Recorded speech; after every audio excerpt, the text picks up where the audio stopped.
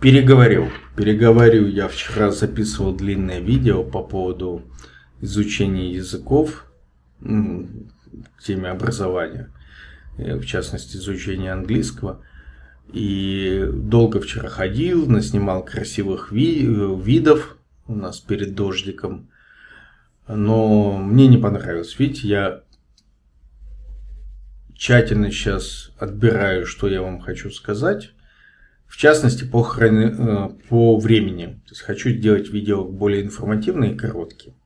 Оцените мои усилия, поставьте мне лайк или дизлайк, если вдруг вам жутко не нравится, но продолжайте смотреть. Напишите комментарии, потому что я начал записывать видео ответы на ваши комментарии. То есть вы мне пишете текстом, я вам даю развернутый ответ в виде видеосообщения. И, естественно, поставьте оповещение, расшарьте это видео с друзьями, если вы посчитаете, что оно для вас интересно. По поводу изучения языков. Это любимая моя тема. Я уже записывал одно такое видео. Постараюсь максимально коротко, с приложением скриншотов и ссылок. Можно выучить язык одному с использованием приложений, даже находясь в России. Не обязательно в стране носителя языка. Язык нужно подтверждать знание языка сдачей экзаменов. Есть европейская шкала А1, А2, Б1, Б2, С1, С2.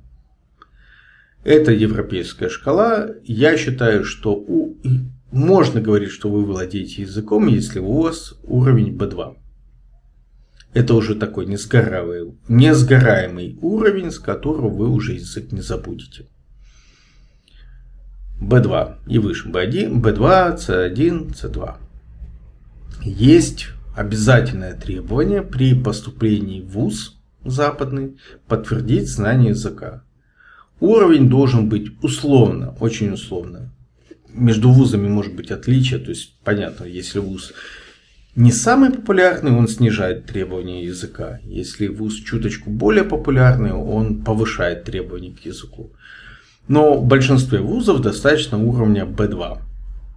Если говорить, я не знаю каких-то специальных экзаменов по испанскому, но полагаю, что в Испании B2 достаточно. В английском же, для английских же вузов, или даже для вузов в Испании, но если вы будете учиться на английском, от вас потребуют знания английского, скорее всего, по шкале IELTS. То есть есть разные системы проверки знаний. По-английски это обычно IELTS или TOEFL. Так вот, для IELTS это уровень 6,5. Или даже иногда 7. То есть B2 это где-то уровень 6,0. По 4 составляющим. Любой, кстати, почти любой языковой тест это как минимум 4 части. А бывает и больше. Listening. То есть восприятие на слух, reading, то есть чтение, speaking, говорение и writing, то есть письменная речь. 4 части минимум. Бывает экзамен, где частей больше. И вот по всем этим частям должно быть не меньше 6,5. А бывает и выше требования. Бывает, что требования C1, уровня C1, то есть где-то 7,0. По IELTS. У TOEFL у него другая шкала, там другая система подсчета баллов. Как учить язык? Номер 1 это знание глаголов. То есть ставьте себе на смартфон приложения, которые позволяют вам учить глаголы, как глаголы спрягаются, меняется, то есть в зависимости от количества, от того, с кем вы общаетесь и в каком времени. Вот вы должны учить глаголы. Это номер раз. Просто вот так. Самое важное. Даже если вы выучите глагол в настоящем времени, а примените его в ситуации, когда говорите о прошлом, носители языка вас поймут. Сам был тому свидетелем позавчера. Девушка отвечала на вопрос преподавателя и, рассказывая о том, что она делала на прошлых выходных, употребляла глаголы в настоящем времени. Мы ее поняли, преподаватель ее поняла и потом исправила. Второе. Учите слова. Учить слова обязательно. Но лучше всего слова учить в контексте. То есть мы, как дети маленькие, учили свой родной язык именно таким образом. Учили слова в контексте. Поэтому я предложу скриншоты к этому видео нескольких приложений, которые, мне кажется, лучше всего дают возможность выучить слова в контексте. Эти приложения недоступны как для изучения испанского языка, как для изучения французского языка, так и английского. Но это те языки, которые я учил. Когда у вас будет словарный запас, считается, что обычный человек в обычной жизни использует порядка 1000 слов. Ну вот, когда я сейчас в испанском, думаю, знаю порядка 300-350 слов. И этого мало. Этого мало. Я уже начал что-то понимать. Но поскольку речь идет о том, что я должен знать эти все 300 слов, и большая часть из которых должна быть глаголы, еще и с формами, то есть прошедшая форма, там прошедшая завершенная, незавершенная, будущее, вот, настоящее какое-то в разных формах. То есть вот эти все формы, это на самом деле большее количество слов. Поэтому, наверное, с этими всеми формами, с их вариациями, речь идет примерно о 2000 слов. Вообще, то есть 2000 слов в разных вариациях глаголов, я имею в виду. Ну да, еще же в Испании отличается, и во французском языке, и в испанском отличается то, к кому ты обращаешься. Женщина, мужчина, будут разные слова. Дальше. Нужно ли учить грамматику? Я вот задумался так, как ответить на этот вопрос. По крайней мере, пока вы не достигли уровня B2, то есть пока вы не начали вести беседу на какую-то общую тематику, не специальную, где нужен специальный вокабулярий, пока вы не дошли до уровня B2, наверное, грамматику бы я вам не рекомендовал учить. Ваша задача начать говорить. Это задача любого изучения языка. Понимать вы в любом случае будете. То есть, если вы говорите на каком-то языке, если вы в состоянии рассказать историю, что вы делали вчера или что вы собираетесь делать завтра, вы в любом случае точно будете понимать. Невозможно говорить, не понимая языка. Просто невозможно. Поэтому, пока вы не дойдете до уровня B2, то есть уровня, на котором вы в состоянии рассказать простые истории, бытовые, на бытовую тему, учить грамматику я смысла не вижу. Просто помешает вам. Она перегрузит вас ненужной информацией. Я жесткий и постоянный сторонник того, что идея о том, что язык нужно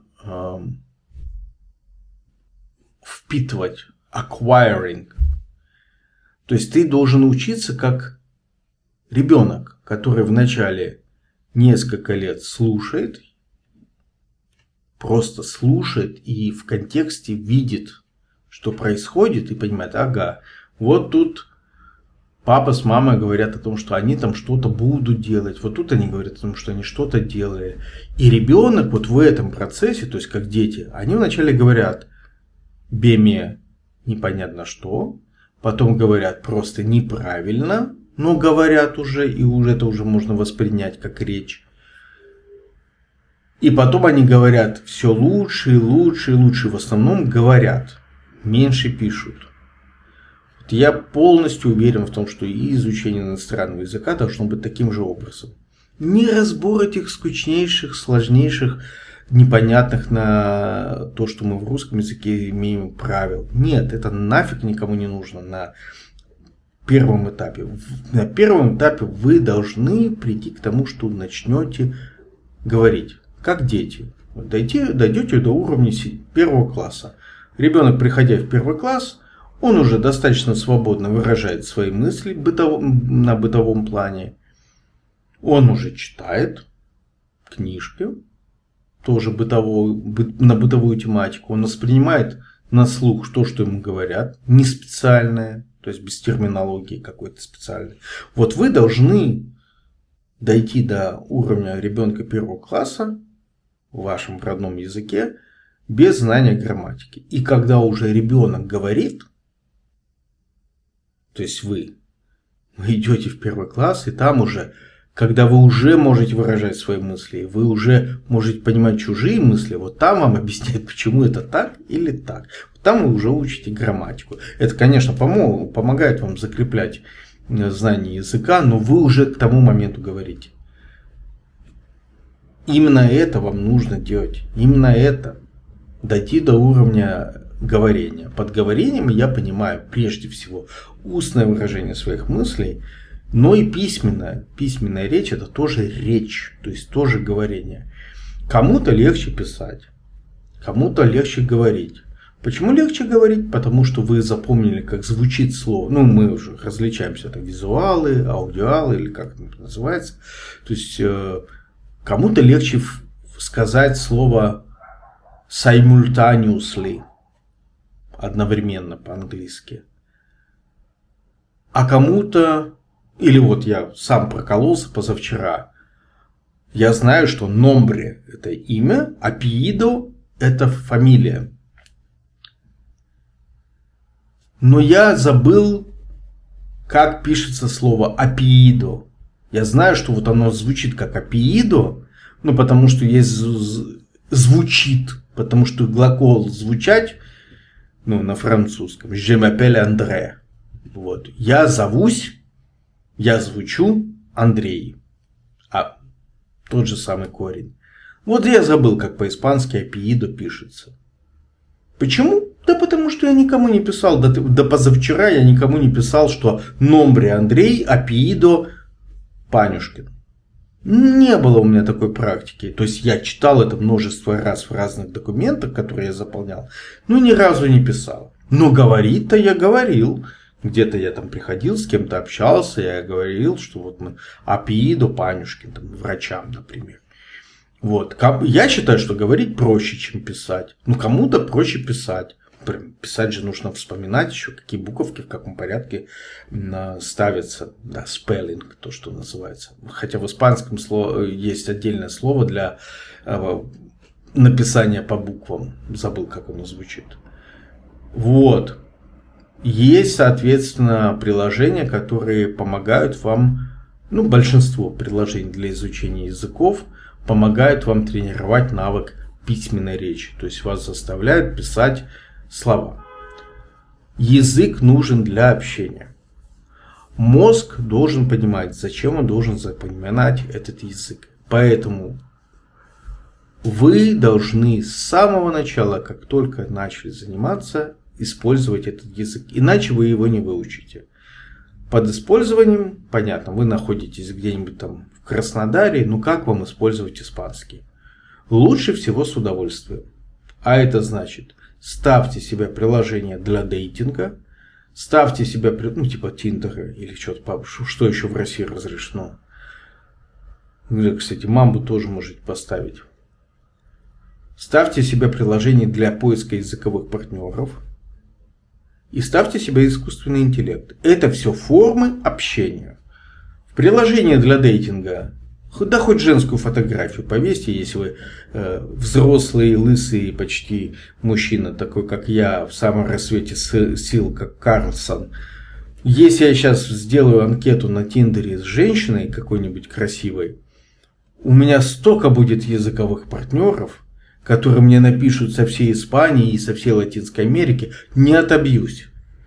Но зато-то они мне будут писать: «Mi nombre Juan, yo soy de Brasil», ой, на Бразиль португальский, «yo soy de México», вот, «yo soy narcotraficante», наркотики зло, вот.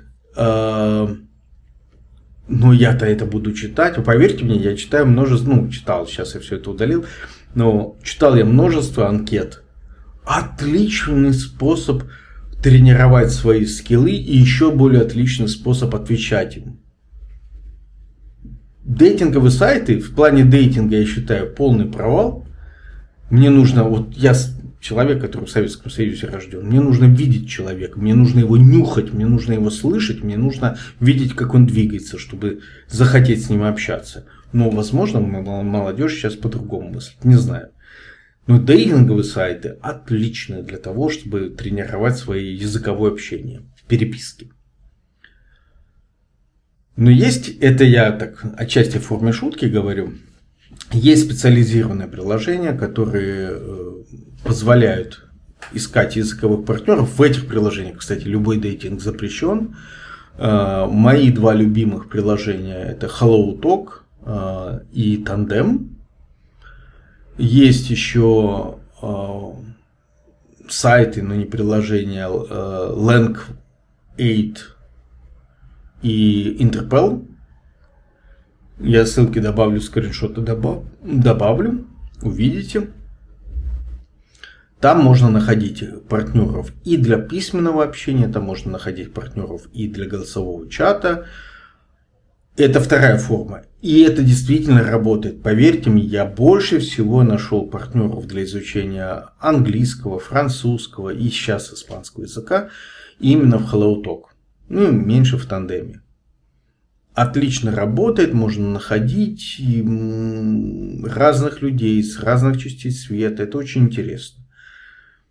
Потому что изучение языка — это прежде всего изучение не только слов, но и изучение культуры. То есть с языком вы еще приобретаете отчасти менталитет этих людей. То есть вы как бы вливаетесь в эту культуру. Я когда выучил английский язык и начал понимать юмор, конечно же, я начал лучше понимать англосаксонский мир. Я начал понимать разницу между жителями разных частей Великобритании, разных частей США. Ну, это буквально ты становишься вот на какую-то свою часть американцем или там англичанином, англосаксом. То же самое сейчас я учу испанский язык, и вместе с испанским языком я начинаю понимать, как мыслят люди в Испании, в Латинской Америке. Любое изучение языка — это еще изучение культуры, привычек, менталитета, всего остального. Ты отчасти становишься вот там испанцем, американцем, англичанином, австралийцем, французом, квебекцем, бельгийцем. Когда ты учишь язык, ты еще учишь и людей, и их культуру. Это неотрывные процессы. И третья новая возможность, которой у меня еще не было, и у вас еще не было несколько лет назад, это изучение языка, где языковым партнером является искусственный интеллект. Отличный способ. Вы можете беседовать, любой искусственный интеллект, какой вам нравится, ставьте. Они, как правило, очень хорошо понимают английский и испанский искусственный интеллект. И сейчас, понятно, их обучивают на больших массивах данных на английском языке и на испанском, потому что просто на испанском говорит огромное количество людей в 26 странах. И это страны, близкие к США. То есть и в США 80 миллионов говорит на испанском. То есть английский, испанский искусственный интеллект отлично понимает. И, наверное, если вы будете говорить с искусственным интеллектом на русском, а он вам будет отвечать на английском или испанском, вы с легкостью... Это языковой партнер, который даже искать не надо. Проставили прям себе это приложение или там зашли на сайт и с любым искусственным интеллектом легко ведете беседу. Он вас будет корректировать и в любой момент. Даже искать не надо, даже подстраиваться. Вот когда я учил английский 15 лет назад, надо было подстроиться, чтобы вашему партнеру было удобно встретиться с вами и так далее. Язык должен приносить удовольствие, поэтому вы должны для себя находить практическую пользу. Дейтинг – это одна из возможностей. То есть, вы зачем язык учите?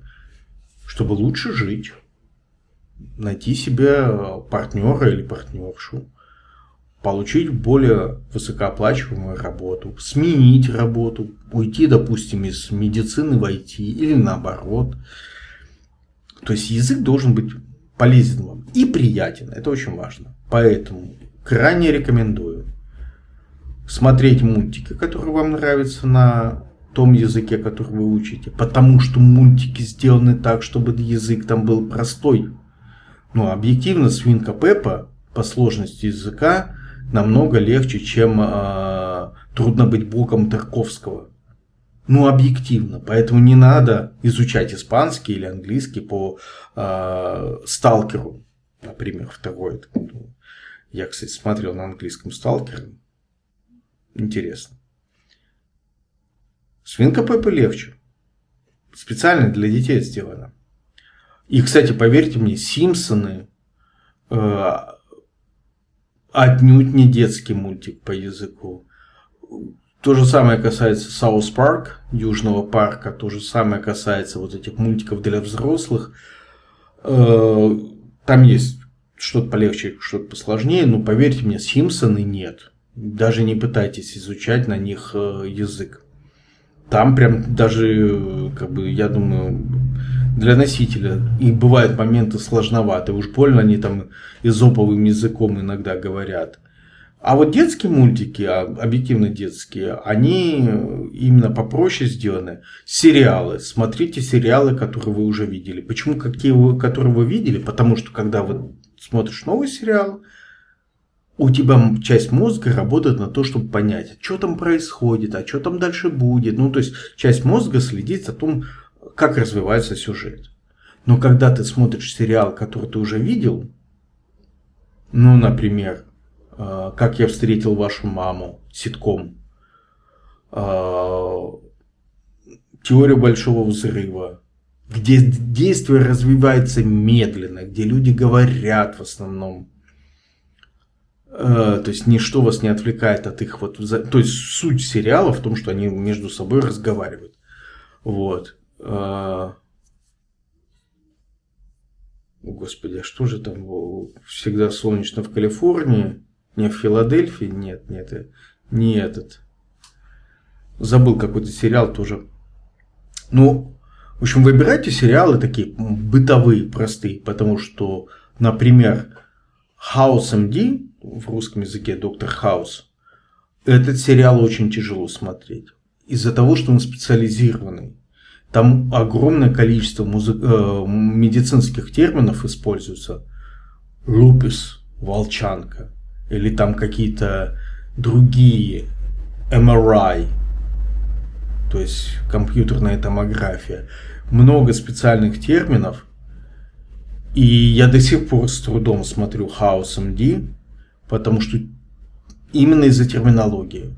Переводчик, когда он переводит на русский язык, у него уже готовая транскрипция, и все эти термины расшифрованы. Вот это тот же самый лупус, он расшифрован. Но, клянусь, я даже по-русски не знаю, что значит волчанка. То есть я знаю, что это аутоиммунное заболевание, но не знаю конкретно, что она делает с человеком. Или там какой-нибудь вирус Эпштейна-Барра. Что это такое? Вот, то есть медицинские какие-то специализированные сериалы лучше не смотреть. Уж больно много там терминологии. И мозг будет просто у вас выключаться на этой терминологии. Вот. Что-то простенькое смотрите. Про бытовуху, про любовь. Вот отлично. Юмор тоже тяжело, потому что какие-нибудь прожарки, я смотрел много прожарок. Ух. Ну, там такие шутки бывают, что только из контекста понятно, где шутка. И это вас будет разочаровывать. Это не будет вам приносить удовольствие. Поэтому начинайте с простого. Потом, понятно, можно переходить на прожарку. Это прям... Вот если вы начинаете понимать юмор на языке, это прям вершина. Значит, вы уже прям вот погрузились в язык. Ради удовольствия делайте. Все. Всем пока. Скриншоты добавил. Вы это уже увидите, на монтаже добавлю. Вопросы, комментарии добавьте. Что, как еще вам рассказать, о каких других приложениях, возможностях для изучения языка. Ну и пишите о своем прогрессе. Лайк и расшарьте. Это самое информативное видео про изучение языков, которое вы видели.